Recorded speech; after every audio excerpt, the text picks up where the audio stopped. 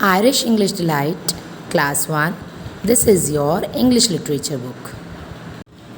Good morning, dear kids. Now, today we will do the book exercise of Chapter 7, The Happy Bird. Now, come to exercise B. Fill in the blanks with correct word from the help box. Here are some sentences. Now, what we have to do in this? We have to pick the correct word from this help box and make a meaningful sentence. First, I will tell you the meaning of these words. Tears. Tears means आंसू. Smile यानी हंसना. 7. 7 is a number. Play यानी खेलना. Colors यानी रंग. Okay आपको ये अपने माइंड में रखने हैं वर्ड जब आप ये फिलअप्स करेंगे. Like her feathers were of dash colours. Feathers किस कलर के थे? टीयर्स, स्माइल, 7, प्ले और colours.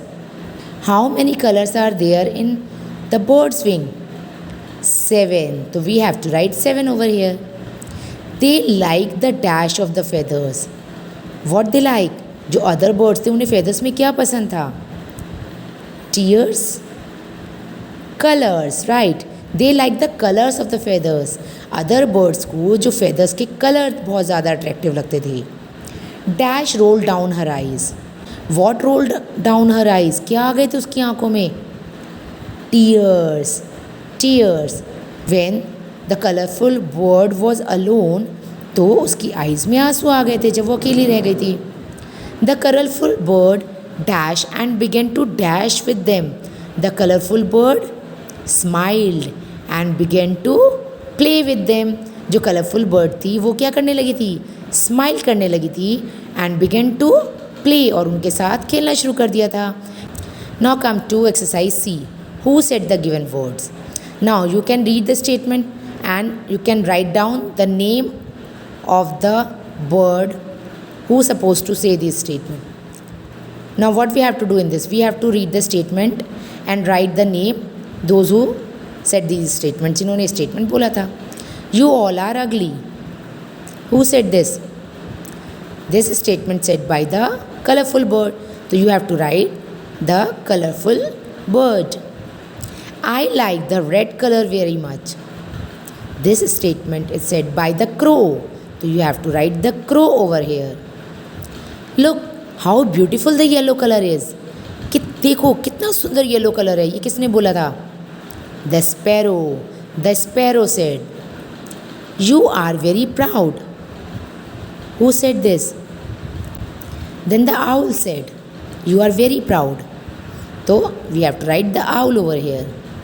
Dear beautiful bird, let us be friend once again. ये एट लास्ट किसने बोला था चलो हम फिर से दोस्त बन जाते हैं? Yes, the other birds. The other birds you have to write over here. Okay, now D. Encircle the correct word. Now we have to read the statement very carefully and according to chapter we have to identify the correct word. Right. The beautiful bird looked like what? Rainbow और butterfly?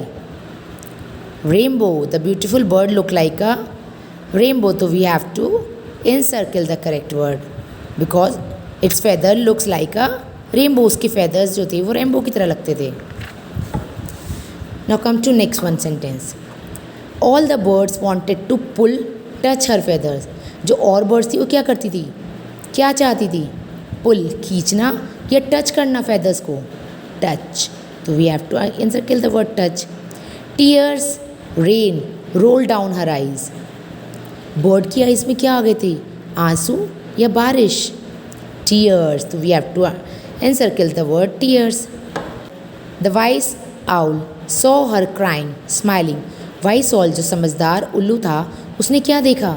उसे रोते हुए या हंसते हुए? Colourful bird को. Crying रोते हुए. तो we have to circle this word.